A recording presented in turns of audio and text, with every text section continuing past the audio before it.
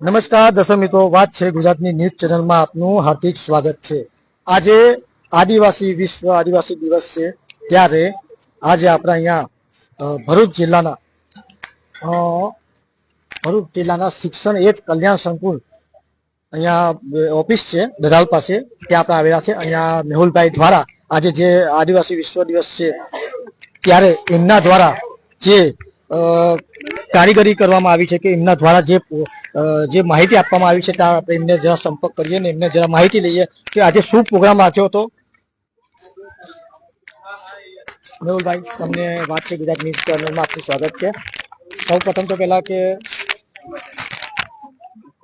જે આપણે પ્રોગ્રામ જે રાખ્યો છે એ કઈ બાબતમાં રાખ્યો છે અને શું કહેવા માંગો છો? આજે વિશ્વ આદિવાસી દિવસ નિમિત્તે જે અહીંયા ગાડી ભરૂચના અંદર આપણી સર્વ સમાજ સેનાની ભરૂચ અને નર્મદા કાર્યાલય છે અને એક જે મહેપતસિંહ ચૌહાણ બાપુ છે એમના સેવાકીય કાર્યને ધ્યાનમાં રાખીને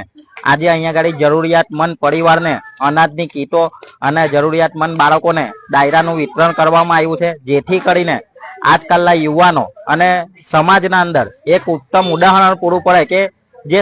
આજે જે દરેક જગ્યાએ વિશ્વ આદિવાસી દિવસ ઉજવવામાં આવે છે એને ધ્યાનમાં રાખીને દરેક જગ્યાએ બેન્ટો ડીજે હજારો લાખો રૂપિયાના જે ખર્ચા કરવામાં આવે છે એ બંધ કરીને જે સમાજની તકલીફો છે એના અંદર ધ્યાન આપે, જેથી કરીને